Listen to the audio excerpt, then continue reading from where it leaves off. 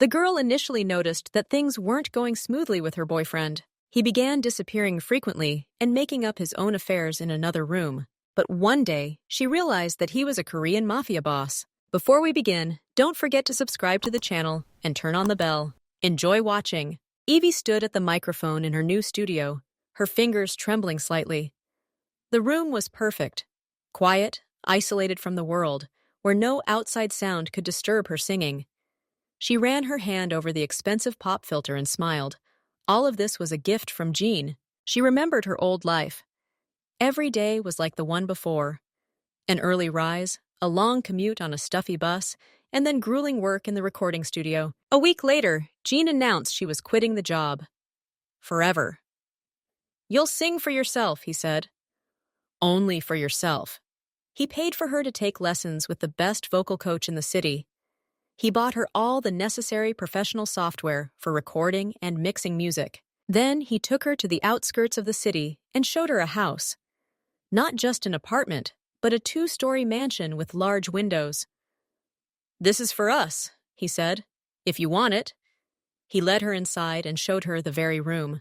A room with thick walls covered in sound-absorbing panels, with an expensive microphone, audio interface, and monitors. The perfect studio, her very own studio. "So you can create whenever you want," he explained. "No one will bother you." Evie couldn't hold back her tears. She threw her arms around him, hugged him, and repeated thank you over and over again. She was infinitely grateful. She felt like she'd met a guardian angel at the darkest moment of her life. He'd supported her when she was down, and now he was doing everything he could to help her thrive and do what she loved, not what someone else needed for a pittance. Evie's life changed dramatically. Now her days were filled with singing, lessons, and songwriting. She was happy. Her heart was overflowing with love and gratitude for Jean. From the outside, Jin was the perfect man. A successful businessman, the owner of a large real estate company, Kim Holdings. He was young, ambitious, and incredibly wealthy. Evie knew he worked hard. He was rarely home, often staying late at meetings and traveling on business. His phone rang constantly. He told her it was all for their future. "I want our family to want for nothing," he said, hugging her. "I want our children to have the best." They made plans. A house, a wedding, children. Evie believed his every word. She was proud of him, his devotion, his hard work. But all this was just a pretty cover, an illusion created with painstaking precision. The truth was underground, literally. While Evie rehearsed in her studio, Jean took the elevator down to the basement of their house, which had been converted into an armored command post. Waiting for him, there weren't real estate managers, but his subordinates, stern men in formal suits, with cold eyes. His real name was Kim Jin-ho, and he was a boss. Not a business boss, but a mafia boss. The head of the powerful Korean clan Gyeomjul, which translated as Claw. The name wasn't spoken out loud. It was whispered. It made even the most hardened criminals and the most hardened businessmen shudder. She wasn't a singer, but something like an intern, a producer's assistant. They brought her coffee, made her sort through archives, and sometimes allowed her to record background vocals for some arrogant artist. She was constantly humiliated. His empire wasn't built on honest dealings. It was based on racketeering, illegal gambling, port control, and, most importantly, real estate. The company Kim Holdings was just a facade, a gigantic money laundering machine. He did buy and sell buildings, but he did it using his own methods. If he decided to privatize someone's business or a lucrative plot of land, they usually agreed without further ado. First, he'd offer a polite, lowball price. If the owner refused, he'd resort to persuasion, broken storefronts, torched cars, and beaten employees. If that didn't work, Jean would resort to a final argument. He never got his hands dirty. He simply gave orders to his men from his basement office. His word was law. The police were powerless against him. Half the high-ranking officials and police officers were on his payroll. The other half he kept in fear. Seeking help against Kim Jin-ho was pointless and mortally dangerous. He was the shadow that ruled the city. And that night, while Evie fell asleep in their shared bed, dreaming of their future family, he was in his bunker. On a huge screen before him, the face of a hotel chain owner who had refused to sell his flagship hotel in the city center. "Mr. Park is being stubborn," Jin said in a calm, even voice to his deputy, a man named Min Ho. "Remind him of our terms." "How exactly, boss?" Min Ho asked, his face stony. "Start small. Let his daughter have a little scare on the way home from school today. No physical harm. Just flowers and our message. I think he'll get the hint." Minho nodded and left. Jin leaned back in his chair. His job was done. He was the one the whole city feared, and he'd kept it from the only person who mattered to him. This double life began the very day he first saw Evie. She was walking down the street, humming, the sunlight playing in her dark curls.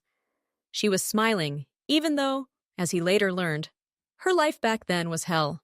There was a bright, fragile purity about her, the same purity he'd lost all those years ago. He looked at her from the window of his armored car, and something inside him snapped. He, Kim Jin-ho, whose heart had long since turned to ice, felt something warm and sharp. Desire. Desire to possess this light, to keep it safe, to make it his own. But he understood perfectly well. No normal girl, especially one like her, would agree to tie the knot with a mafia member. His world was one of blood, betrayal, and fear. Hers was supposed to be one of music, love, and peace. And then he made a decision. He created a legend. He became Kim Jin, a successful businessman. He studied her roots, her habits, her favorite places. All the chance encounters were carefully planned by his people. He showed up at the right time in the right place. At the coffee shop, he pretended to forget his wallet. At the park, he pretended to read the same book she was reading. He was persistent, but never brazen. He was generous, but he didn't try to buy her attention with money. He presented the version of himself he believed would appeal to such a girl. Gentle, attentive, caring. It was the complete opposite of his true self. The real Gene was cold, decisive, and ruthless. He didn't ask, he commanded. He didn't persuade, he took. But with Evie, he was playing a role. And the longer the game went on, the more immersed he became. He saw how she looked at him with adoration and gratitude, how she rejoiced at his gifts, not because of their cost, but because of the attention they conveyed. She quickly fell in love with him, with the man he pretended to be. And now, months later, she still didn't know who she was dating. She didn't know that her perfect, generous boyfriend, who had bought her a house and studio, could that same evening give the order to break someone's legs. She didn't know that his business trips were often forays into settling disputes with feuding clans. She didn't know that his business meetings ended in someone's death. She slept in the arms of the most dangerous man in the city, dreaming of their happy future. And he, looking at her sleeping face, felt both a sharp tenderness and the heavy weight of his lies. He had built her a gilded cage, thinking he was protecting her from the truth. But the truth, as he well knew, always found a way to emerge. He did everything to ensure his business conversations remained absolutely confidential. Every call, every personal meeting was conducted in strict secrecy. He wouldn't utter a word until he was sure there were no prying ears. No one was allowed to overhear even the most innocuous fragments of his conversations with partners or opponents. That's why his office was located in the farthest room of their large house. Getting there wasn't easy. You had to walk down a long hallway, take several turns, and pass other rooms.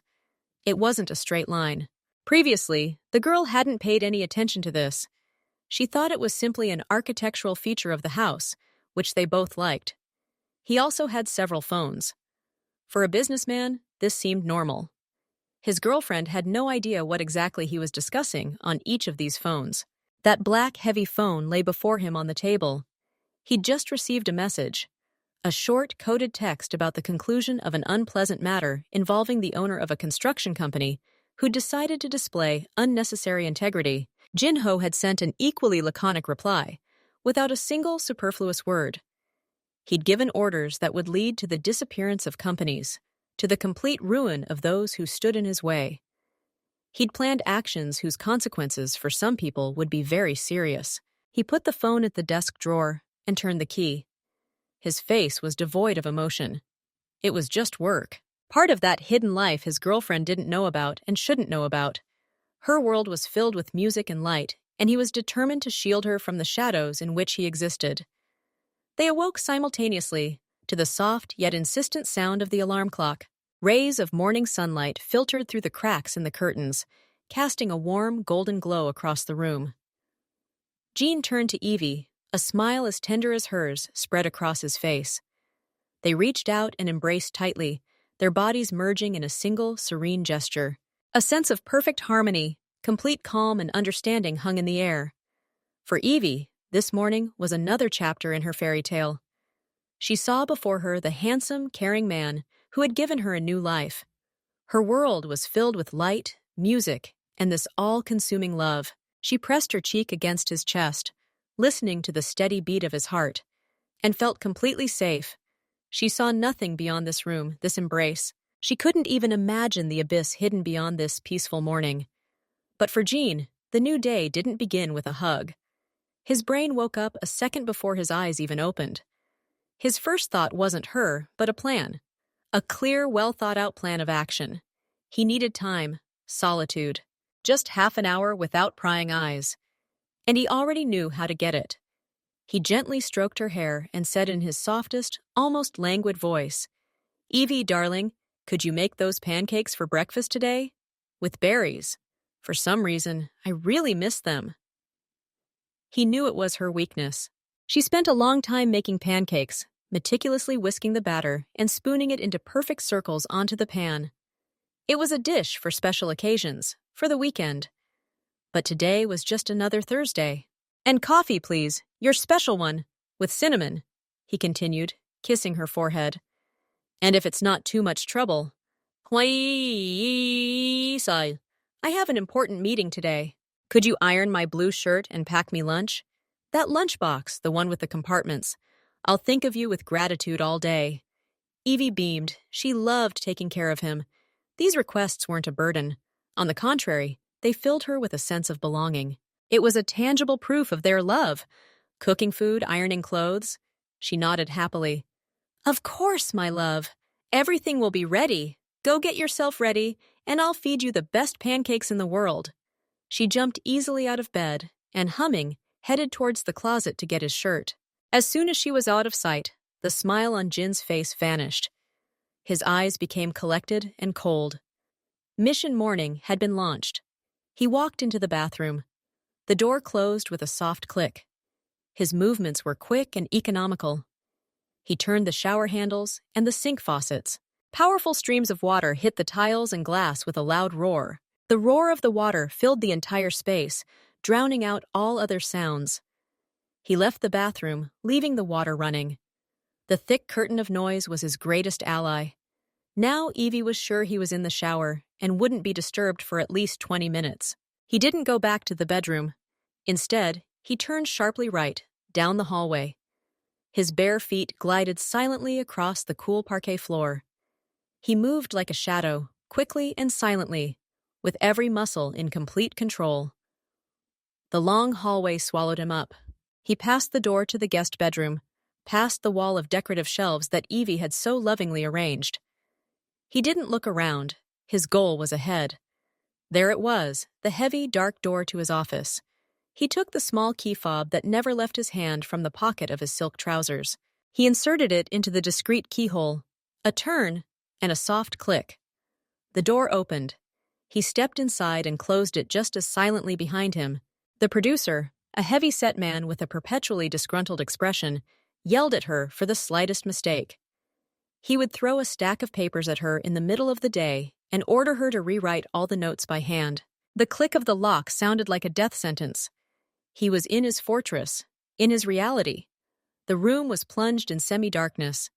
He didn't turn on the main light, only the desk lamp, which cast a harsh circle of light on the tabletop. The air was still and cool. He sat down in the chair, and his face, illuminated from below, seemed carved from stone. All the warmth, all the tenderness that had been within him just minutes before had evaporated without a trace. He reached for the desk drawer, where the same black phone lay. Meanwhile, Evie was standing in the kitchen at the stove, cracking eggs into a bowl. She heard the steady roar of water from the bathroom and smiled. She imagined him standing in the shower, mentally choosing which shirt to iron for him that evening. Her world was full of simple, bright concerns. She couldn't even imagine that at that very moment, the man she loved was already in another dimension, just a few dozen meters away, behind two closed doors in a long hallway. He was turning on his phone and immersing himself in a world where there was no place for pancakes, no sunlight, no fairy tale. At the very beginning of their life together, one rule was established. Then, with a calm and serious expression, Gene explained his peculiarity to Evie. "I need my own space to recharge," he told her, holding her hands in his. "Especially in the morning. I'm used to showering with really loud music. It helps me wake up and gather my thoughts before the workday. It's my ritual." He looked straight into her eyes, his gaze honest and open. "When I'm in the bathroom and the door is closed and you hear music, please don't disturb me. That's the only time I have completely alone. I'll come out when I'm ready, okay?" Evie found this endearing and a little odd at the time, the eccentricity of a successful person. She readily agreed. For her, it was a sign of respect for her personal boundaries. Moreover, he himself always scrupulously respected her boundaries, never entering her studio without knocking when the door was closed. He even curated a playlist, energetic, anonymous electronic tracks that perfectly masked any other sounds. From the outside, it looked like a harmless habit. Who would have guessed that behind it lay a carefully crafted deception? And now the system worked flawlessly. Evie could only hear the dull, rhythmic thump of bass music coming from behind the bathroom door. The music was indeed very loud, as always. Occasionally, the sound of running water was added to the music. Gene periodically turned on the shower for added verisimilitude, creating a complete acoustic illusion. She didn't just not disturb him, she didn't even have a shadow of a doubt. She was absolutely certain that behind that door, her beloved stood under the streams of water, perhaps humming to himself. Her world was built on trust, and this rule was part of it. For her, it symbolized their mature and respectful relationship. She carefully flipped pancakes in the pan, humming along to the music coming from the bathroom. She silently thanked him for being so clear about his habits from the start. It helped them live in harmony. She couldn't imagine that at this very moment he wasn't washing and relaxing. He was sitting in his office, his face illuminated by the cold light of his phone screen. He spoke in a quiet, businesslike tone, issuing orders that were completely at odds with the image of a man taking a morning shower. The blaring music wasn't just background music. It was a sound barrier, a wall he erected between the two halves of his life. On one side was the sunny kitchen, the smell of coffee and frying pancakes, and a loving girlfriend. On the other, the quiet office where destinies were decided, deals were struck, and orders were given, the consequences of which were far from idyllic. And this entire complex, dual mechanism existed only because she had no idea. She trusted him, and he used her trust as the most reliable tool for maintaining his secret. Evie finished laying out the perfectly rosy pancakes on a plate. Energy was surging through her, the sunlight streaming through the window, the smell of coffee, and the anticipation of a new day full of music made her heart beat faster. She wanted to sing and dance right there in the kitchen. She needed music to set the mood. Her phone was somewhere in the bedroom, but he left his, the silver one, on the table as usual. "He won't mind. I'll just connect to the speaker," flashed through her mind. She took his phone. The screen unlocked with her face. He'd long ago added her as a trusted contact. She quickly swiped the screen, intending to go to the Bluetooth settings and find their shared speaker. But her fingers, driven by impulsive desire, trembled. Instead of tapping the settings icon, she accidentally clicked the audio device control widget. The menu popped up instantly, and without looking, she tapped the first connected gadget she came across. It wasn't his speakers, but his headphones. The same expensive noise-canceling ones he said he used in the office for concentration. She didn't notice. She'd already put her phone aside and headed for the Bluetooth speaker on the shelf. Her fingers fumbled for the volume up button. She wanted the music to thunder, to fill every corner of this large house, to match her jubilation. She took the first step in an impromptu dance, preparing to pick up the rhythm. But instead of the expected powerful melody, the speaker emitted not music, but a voice. It was Jin's voice, But it wasn't the voice she knew, not the soft, calm baritone that spoke kind words to her. It was a low, metallic, utterly emotionless voice. It was quiet, yet incredibly clear, every note honed like a blade. Evie froze mid-step, her hand still raised in a dance gesture. You come crawling back today and sign all the documents, the voice said, its tone laced with icy contempt.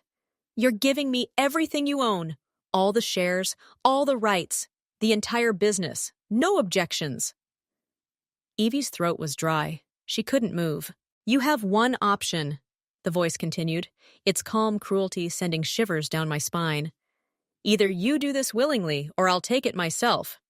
There was a short pause, and the voice added, as if stating the weather. And all your relatives will regret ever knowing you. They'll get it too. Believe me, I'll make sure their lives turn into hell. They won't care about you. They'll have nothing. The words hung in the air, heavy and poisonous. Evie stood there, holding her breath. Her brain refused to believe it. She had heard his voice every day for months. She recognized his intonations, his laughter, his whispers. It was him, absolutely. The same man who slept next to her, who kissed her, who bought her this house. But it wasn't him. It was someone else. Alien, dangerous. Someone who, for a wad of cash, no, not even for money, just on principle, could wipe everything and everyone off the face of the earth. There was no malice or anger in his voice.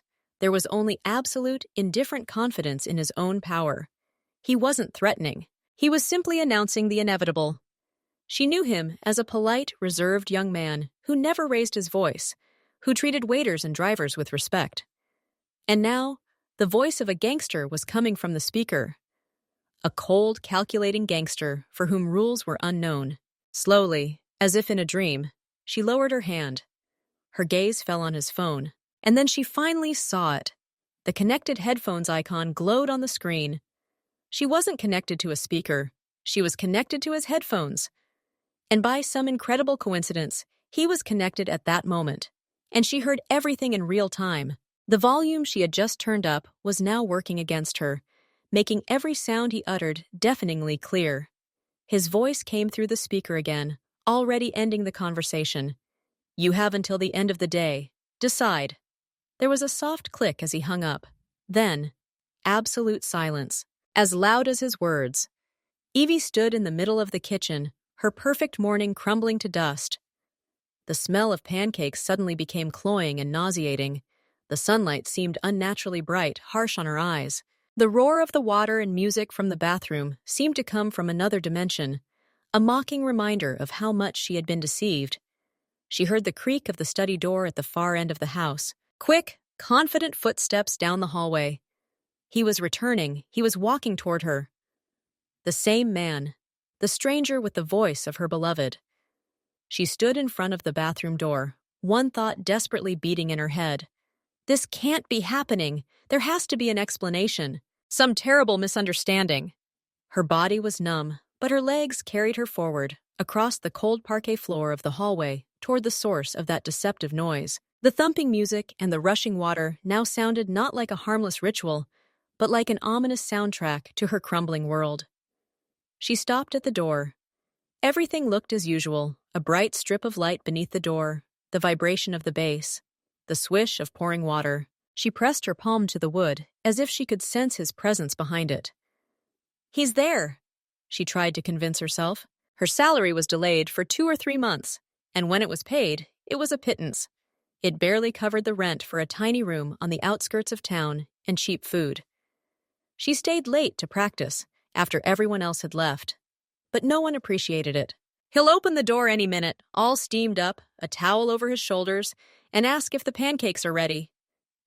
But her instincts screamed otherwise. She listened. She didn't just hear the noise, she tried to analyze it, and then details she'd previously overlooked came together to form a terrifying picture. The water flowed with the same unchanging force. There was no movement beyond the door, no footsteps on the tiles, no creaking of the shelf, no sound of shower gel. It was a monotonous, lifeless noise, as if someone had simply left the faucet running and walked away. The sound was unnatural, empty. Her heart pounded in her chest, sending waves of adrenaline through her body. She knew rationally that she was breaking their rule, but now that rule felt less like a sign of respect and more like part of a vast, carefully orchestrated lie. She mentally rehearsed the words of apology. "Sorry, darling, I just ran to get your razor." Stupid. Pointless. But she needed the truth. Right now. Her fingers, cold and trembling, wrapped around the handle. She pressed it slowly, almost silently. The door was not locked. She pushed it, and the door slid smoothly open, releasing a thick wave of steam, infused with the scent of expensive shower gel. The roar of the music and the sound of the water became deafening. "Jin?" she called softly, her voice drowned out by the cacophony of sounds. Nobody answered. She stepped inside. The hot, humid air burned her skin. The room was shrouded in a whitish haze, clouds of steam billowing from the ceiling and trailing across the floor. The light was dim, filtered through the darkness. Her gaze darted to the shower stall. Not a single silhouette could be discerned through the frosted glass, bathed in streams of water. The stall was empty. She glanced around the room. Sink, toilet, shelves, nobody. Just steam, music, and water pouring into nowhere. Her legs gave way, and she leaned against the doorframe for support. The apology she'd offered herself stuck in her throat. Unnecessary, meaningless. There was no one to apologize to. She looked at the empty shower, the water slapping senselessly against the tiles and glass, and her world collapsed completely. The steam wasn't evidence of his presence, but merely proof of his absence. The hot air suddenly turned icy. The music, which she'd considered his strange but harmless habit, turned into a mocking roar, drowning out his real work. He's not here. He wasn't here all this time. He wasn't here when she made breakfast, when she sang, when she danced. He was there, in his office, speaking in that icy voice that promised to destroy lives. The last hope, the fragile bridge she had tried to build in her mind, collapsed, buried under the weight of two irrefutable pieces of evidence: the bandit's voice on the speaker and the emptiness of the bathroom. She remained standing in the doorway, frozen between two worlds. A world of illusions filled with steam and loud music, and the world of terrifying reality that awaited her in the silent hallway. And the smell of burning pancakes, which no one would ever eat, wafted throughout the house like a ghost. Her legs suddenly gave way, as if they'd been cut off. She felt no pain or weakness. The connection between her brain, which had commanded her to stand, and her muscles had simply ceased. Evie slid softly and silently down the doorframe onto the cold, tiled floor. She wasn't crying. She wasn't even breathing. She simply sat, leaning her back against the wall, staring into the void before her. Her gaze was glassy, directed somewhere beyond this room, beyond reality. There were no thoughts in my head. There was only a hum of realization. It rolled in like a heavy, leaden wave, washing away everything in its path: joy, love, gratitude, plans for the future. She was deceived. They didn't just lie about where they were last night or how much this or that gift cost. They deceived her globally, totally, throughout every day, every hour they spent together. Everything she considered her life was a skillfully staged performance, and she was the main character, unaware she was acting in it.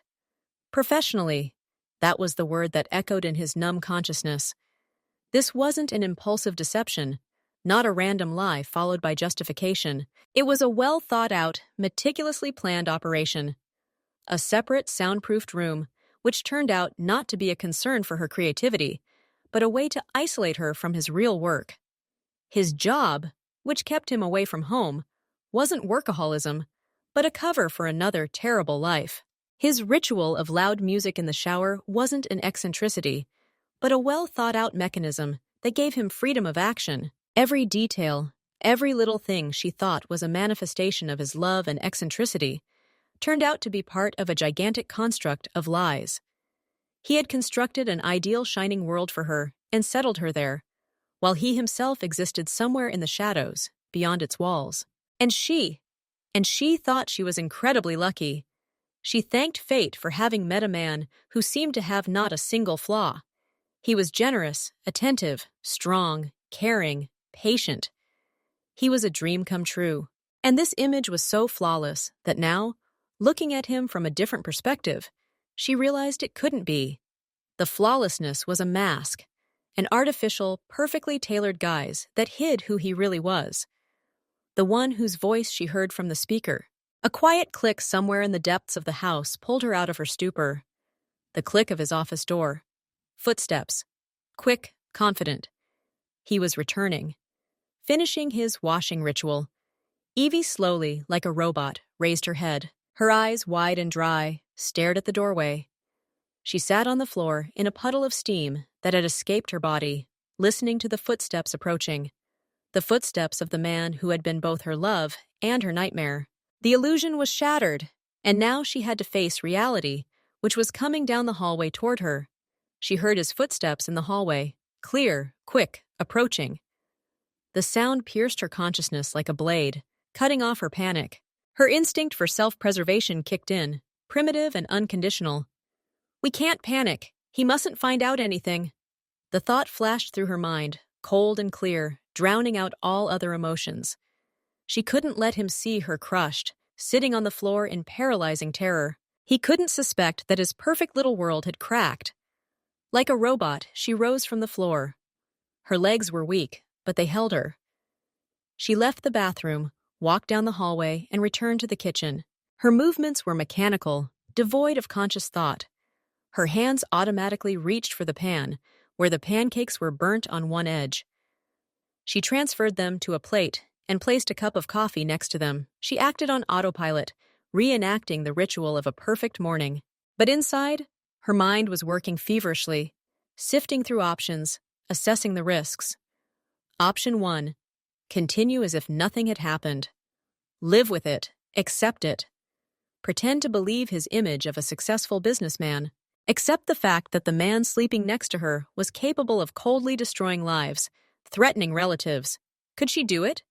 Could she make him breakfast every morning, kiss him, knowing the words he'd spoken just minutes before? Her stomach clenched with disgust at the thought. The second option? Run away. Pack your things. Only the essentials. Passport, money, phone. Abandon everything else.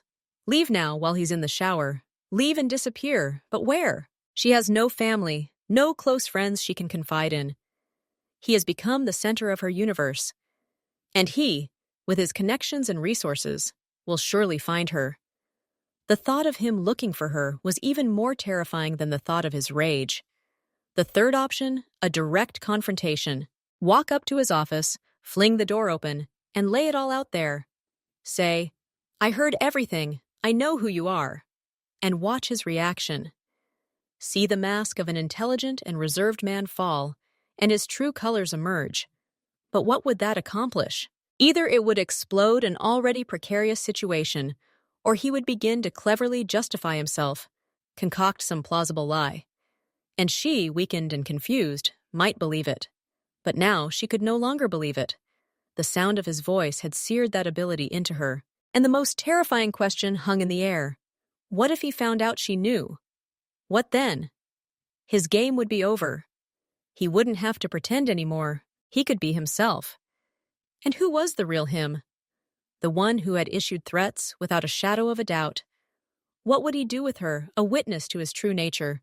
Would she become a problem for him to solve? He walked into the kitchen, his hair damp, his shirt fresh, and smelling of his usual cologne. He smiled at her with his usual calm smile. Smells amazing, sunshine. His voice was the same, warm, gentle, the same one she loved. Now it sounded like masterful mockery. She turned to him, holding a plate of pancakes, and to her own surprise, a smile appeared on her face too.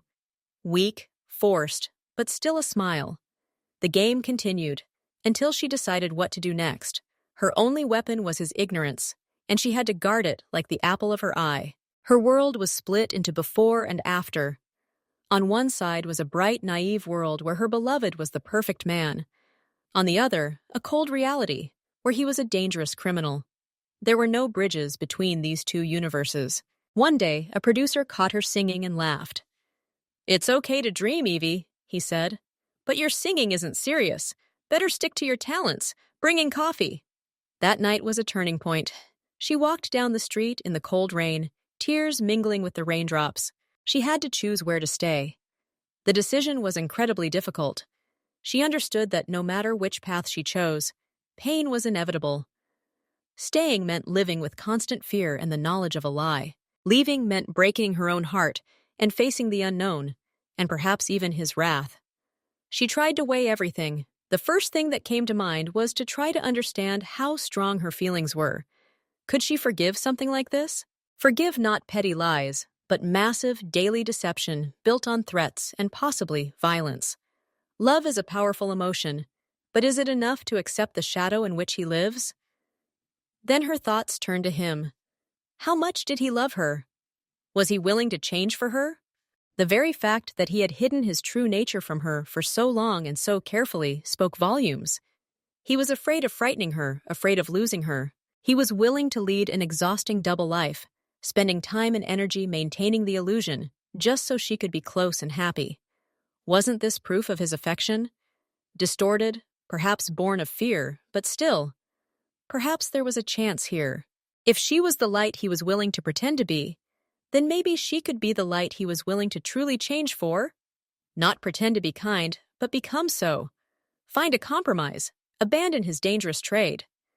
But then his icy voice from the speaker echoed in her head, the voice of a man who knows no pity. Could anyone come to an agreement with such a man? Wasn't his care for her just another form of possessiveness, a desire to possess a pretty toy, nothing more? She stood in the kitchen, mechanically washing the dishes, a war raging in her head between hope and fear.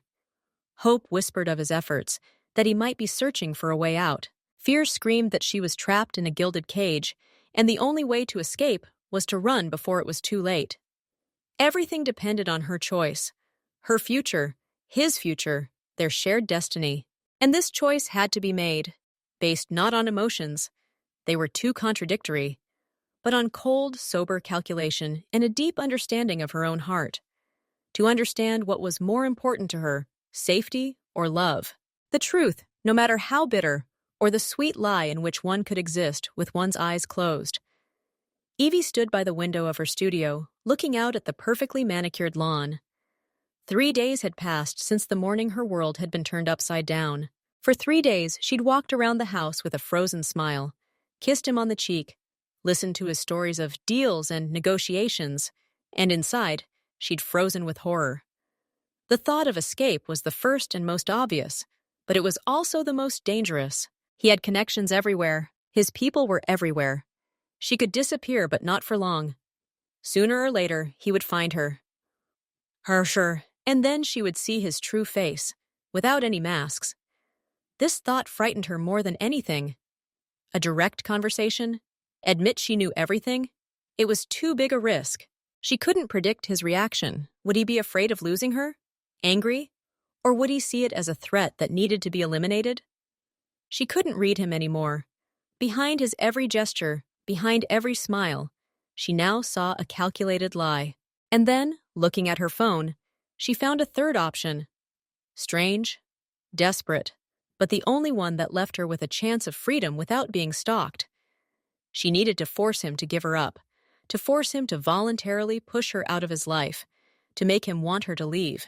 To do this, he had to strike at what was important to him. At his male ego, at his reputation, at his status as the man who always and always controls everything. She had to become a problem, a disgrace, something he couldn't tolerate around him. The plan was crazy but simple. She decided to create the illusion of infidelity. Classmate Mark, in her phone. They occasionally texted about music, nothing more. He was the only man in her contact list besides Jean. She wrote to him, briefly, asked him for a favor. Mark, I need your help. It's really important.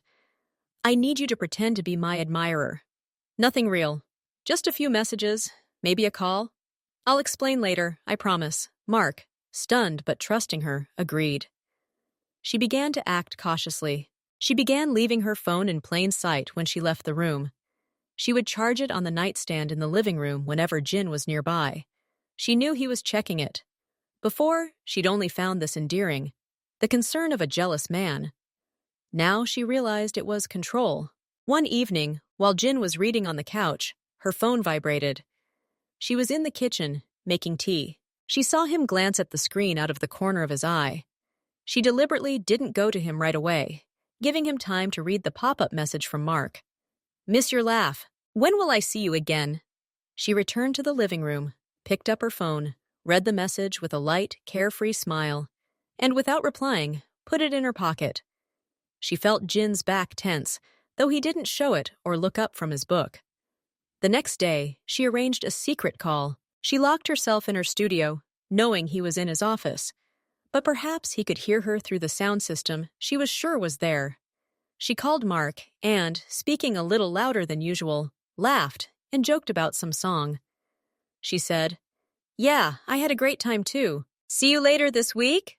She walked out of the studio, her eyes shining and humming. She saw Jin at the end of the hallway. He stood motionless, looking at her. His face was stony. "You seem so cheerful today," he said. His voice was even, but there was no warmth in it. "Just in a good mood." She waved him off as she walked past, her heart pounding. She waited for an explosion. Confessions, scenes, questions. But nothing happened. He became colder, more distant. He stayed late at work more often. The atmosphere in the house thickened, became heavy, as before a thunderstorm. Meanwhile, two people were fighting within Jin. The Mafia boss, for whom betrayal was a mortal sin, demanded harsh measures. Find out everything, punish, deal with the problem the way he always did. But the man who fell in love with Evie was broken. He saw her happy, radiant, and not because of him. It was a new, unbearable feeling, jealousy mixed with the deepest injustice. He who had given her everything, who had risked every day, leading a double life, just to shield her from the truth, was no longer needed. His efforts, his sacrifice, all of it was for nothing. He didn't check her out seriously. He didn't inquire about Mark, because he was afraid to confirm his suspicions. While they were just suspicions, there remained the hope that he was wrong, that it was just her friend, that it was just her good mood. But one evening, she crossed all boundaries. They were having dinner in complete silence. Suddenly, her phone, lying on the table, began to vibrate again. She looked at the screen, and a bright, happy smile blossomed on her face, the likes of which he hadn't seen in weeks. She grabbed the phone and, muttering, "I need to answer this," left the table and disappeared into her studio, pretending to close the door behind her. He sat at the table, looking at her empty chair. And something inside him broke. It wasn't just a lie, it was contempt. She didn't even try to hide it. She felt safe in his house, enjoying his protection and money, and yet she betrayed him with such pettiness. There was nothing left in him of the man who loved her. Only the boss remained, cold, calculating, and intolerant of disrespect. He stood up and walked slowly to her studio. The door was unlocked. He entered. She stood by the window, her back to him, and quietly, happily whispered into the phone, "Yes, I understand. I want it to happen soon, too. Everything will change soon." She heard his footsteps and turned around abruptly. Seeing his face, she turned pale and quickly hung up. "Jin, Pack your things," he said. His voice was quiet, but there was a steely edge to it. The same voice she'd heard from the speaker. The real voice. "And get out of my house, now!" She looked at him, feigning shock. Inside, she was jubilant. It had worked. But why? What happened? She tried to make a frightened face. "Don't humiliate yourself and me with pretense," he said, looking her over coldly. "Did you think I didn't see? I didn't notice your secret conversations, your happy smiles at a strange man? You live in my house, eat my food, and yet you scheme behind my back." He came closer to her, and she involuntarily retreated. His eyes were empty. "I gave you everything, and in return, you gave me betrayal. I'm not going to share the woman I thought was mine with the first person I met. I don't need you anymore." Evie felt a lump rise in her throat. But this wasn't an act. This was the truth. Now, at this moment, he was speaking to her without a mask. And it was more terrifying than anything she could have imagined. "I'll give you an hour," he said, turning to leave. "Then my men will take you wherever you want. I'll transfer the money to your account. But if you ever show up in my life again, you'll regret it." He walked out, leaving her alone in the studio he had built for her. She stood there, trembling, knowing she'd achieved her goal. She was free. He'd driven her away himself. He'd never look for her again. For him, she'd become a traitor, a disgrace he'd erased from his life. She felt completely broken and unwanted. It was then that she truly noticed Jin for the first time. He wasn't like other men.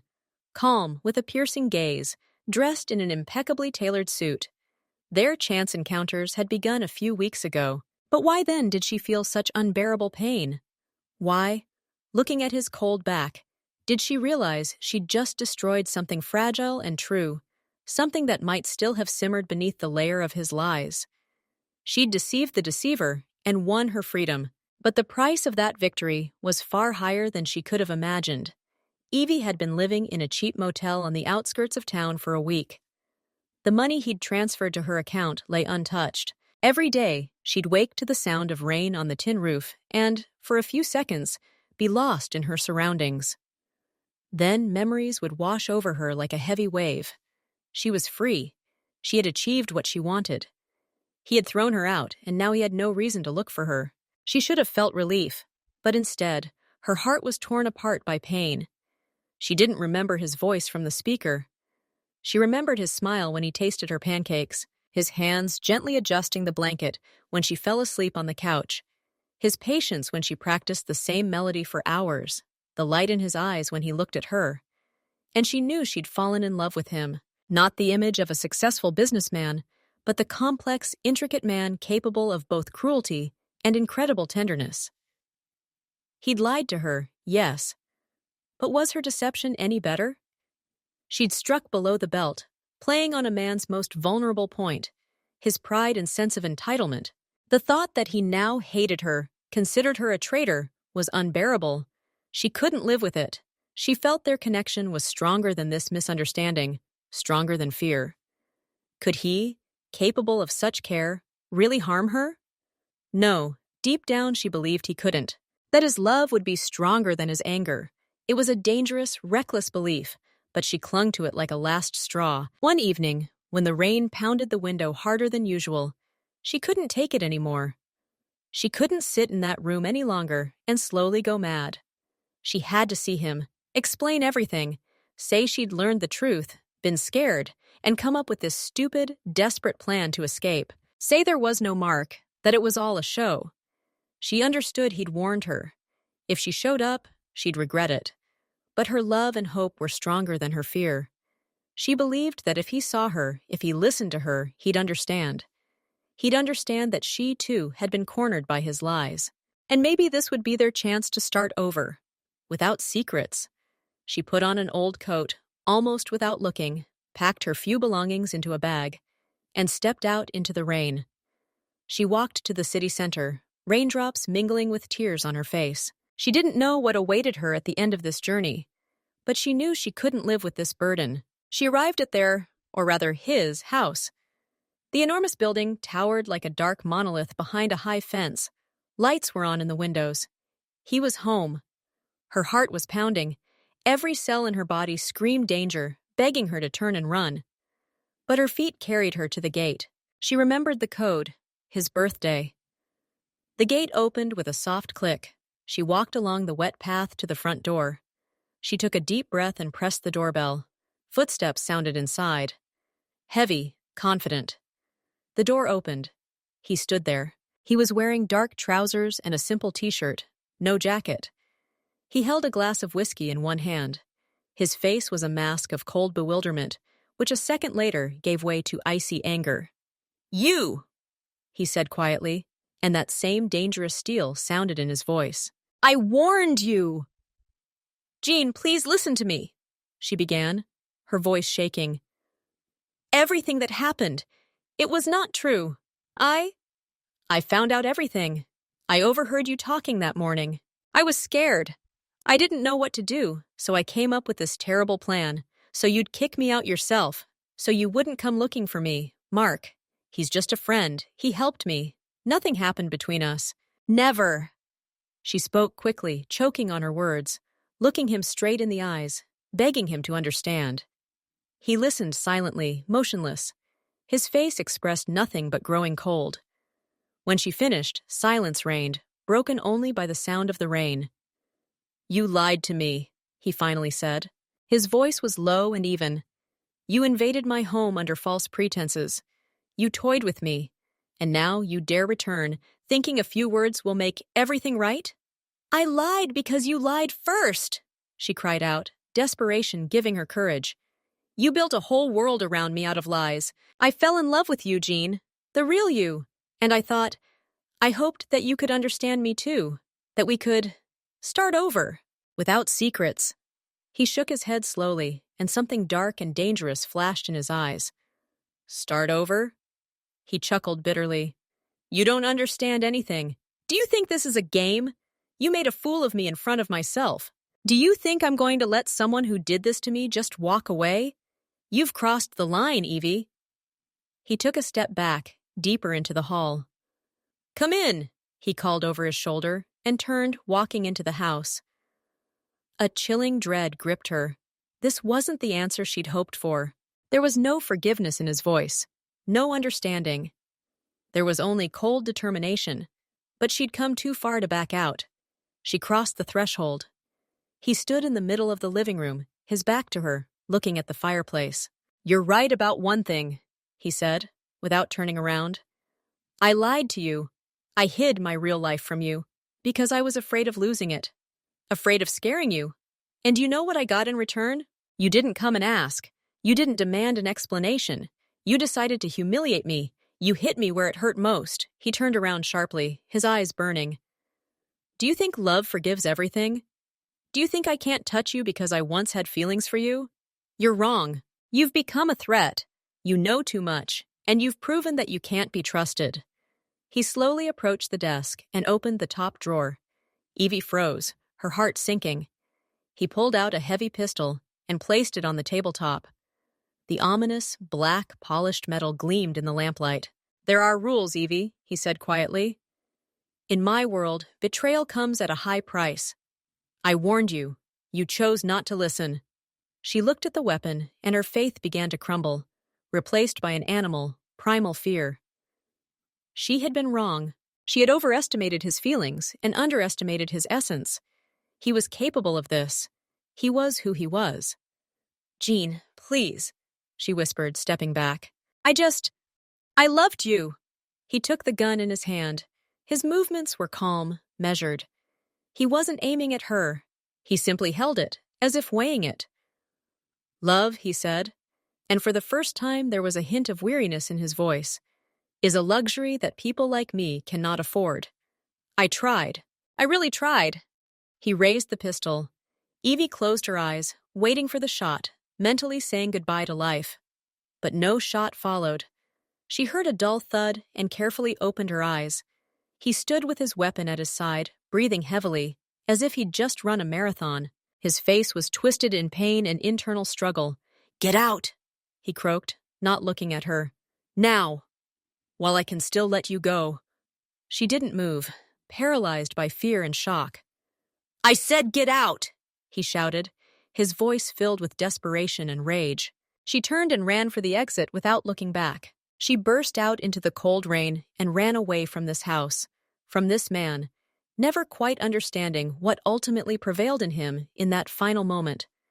The remnants of love or cold calculation. Days passed. For Jin, they merged into one continuous gray nightmare.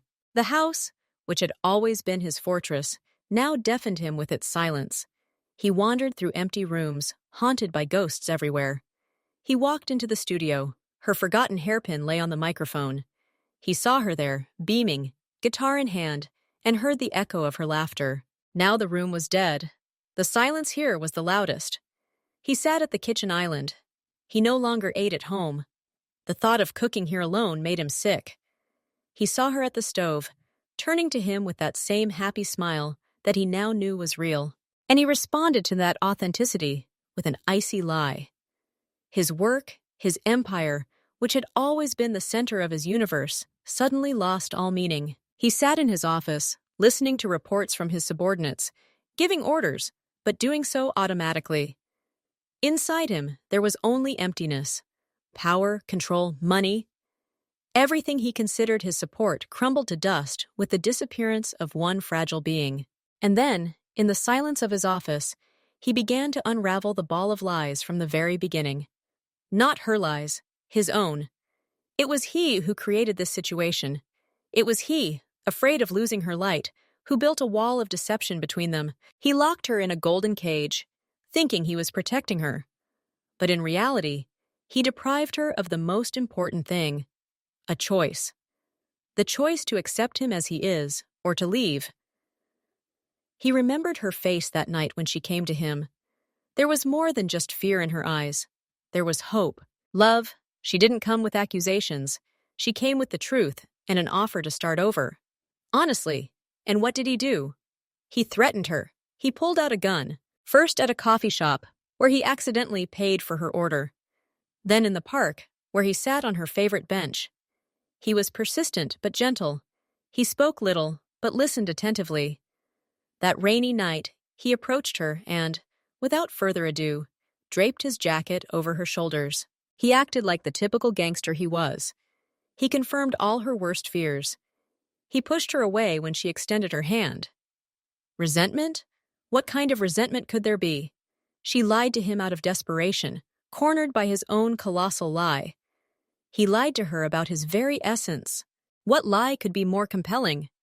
The thought of her now alone, frightened, thinking he was a monster, was becoming unbearable. He had shattered her ideal, and then, when she tried to mend the pieces her way, he had shattered them completely. One night, he couldn't take it anymore. He stood in front of the huge living room window, looking out at the lights of the city he considered his own. And those lights meant nothing to him. He associated them with her. With the way she gazed at this city with admiration, how she saw opportunities and music in it, not deals and territory. He realized a simple, terrible truth. She was right. She was more important to him, more important than resentments, more important than pride, more important than the principles of his dark world. Without her, all of this was just dust. A meaningless game in a sandbox that suddenly became uninteresting. He acted quickly, almost desperately. Finding her hadn't been difficult. His men had been following her since she left the motel. He knew where she'd rented a small apartment. He knew she hadn't contacted anyone. She'd simply sat there, licking the wounds he'd inflicted on her. He went alone. No bodyguards, no car with tinted windows. He parked a couple of blocks away and walked. His fancy suit and coat looked out of place against the peeling facades. He climbed the stairs and stood for a few minutes in front of her door, gathering his courage. Then he knocked. The door swung open on its chain. He saw her eyes, full of fear and mistrust. He saw them widen at the sight of him. "Evie," he said, his voice, usually so firm, shaking. "Please, I need to talk to you." "Go away, Jean," she whispered. "I did as you said. I left." "I know. And it was the biggest mistake of my life. Please, give me 5 minutes." She was silent, looking at him. Then, with a reluctant sigh, she clicked the chain and opened the door. He entered the tiny, shabby apartment. Everything here was the complete opposite of his world, and he felt ashamed. She stood in the middle of the room, arms crossed over her chest, defensively, waiting for more threats. "I was wrong," he began, looking her straight in the eyes. "Not you, me. I was wrong from the very beginning." He paused, choosing his words. It was unusual and difficult for him to speak frankly. "I accused you of betrayal, but I was the first traitor. I didn't trust you with the truth. I didn't give you a choice. I thought I was building a paradise for you, but in reality, I built a prison. And when you, frightened, tried to escape, I threatened you. I acted like who I've always been. And that's the bitterest pill I've had to swallow." He saw her defensive posture begin to weaken, confusion evident in her eyes. "You came to me then with the truth, with hope. And I answered you with the barrel of a gun. I destroyed everything that was between us with my own hands. And these days without you, they were hell. I realized that all this, power, money, this whole stupid game of mine, is worth nothing, nothing, without you." He came closer but made no attempt to touch her. "You said you loved the real me. but I was too cowardly to show you that person. I was afraid you'd turn away, and in the end, I pushed you away. I'm not asking for forgiveness. I don't deserve it. And I'm not asking for a second chance. I'm asking, give me a chance to show you who I really am. The whole truth, the unvarnished truth, the lies, and then you'll decide, to stay or to go, forever. I'll accept whatever you decide, I promise. He finished and stood frozen, waiting. He stood before her, unarmed.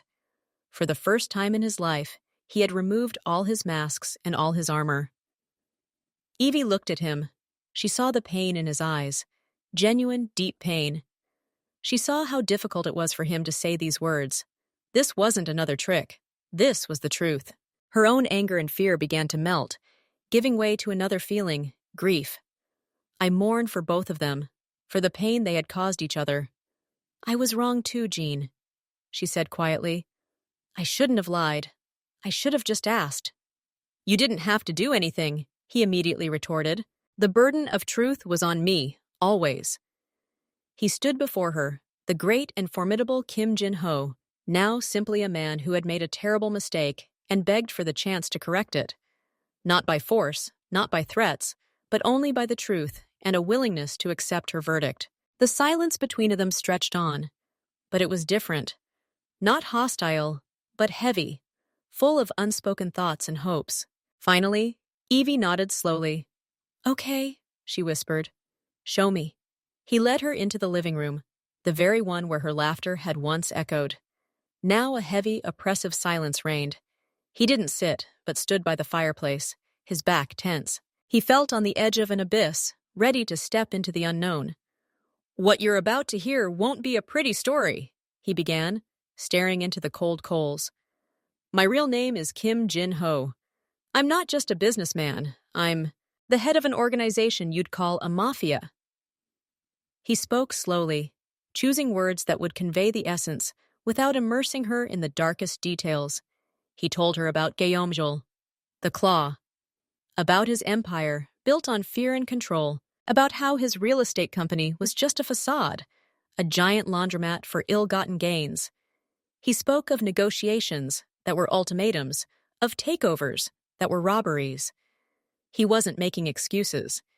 He was simply stating the facts, like a doctor making a fatal diagnosis. His voice was even, but there was a steely tension in it, holding back the onslaught of shame. That conversation you overheard, it was a routine work situation. The man refused our offer. My methods, they leave no room for debate. I break resistance. By any means necessary. He finally turned to face her, his face pale, his eyes glowing with a feverish glint. You asked who I am? I'm the one who decides whether a man's business will be bankrupt tomorrow, the one whose word determines destinies, the one who is feared, and yes, the one who can order harm to achieve his goals. That's who I am, Evie. Not the generous benefactor you believed in, but a cold, calculating criminal. He fell silent, giving her time to digest what he'd just heard. The air in the room thickened like syrup. Evie sat motionless, staring at her hands. Her face was a mask, hiding a storm of emotions beneath. Fear, disgust, shock, pity, all of it warred within her. Why? She finally whispered, without looking up. Why do you need all this? He smiled bitterly. Out of habit, out of inertia. This life, it's like a swamp. The longer you're in it, the more it sucks you in. First, you do it for survival, then for power, and then you can't stop. It's all you know how to do. It's who you are. But that's not true.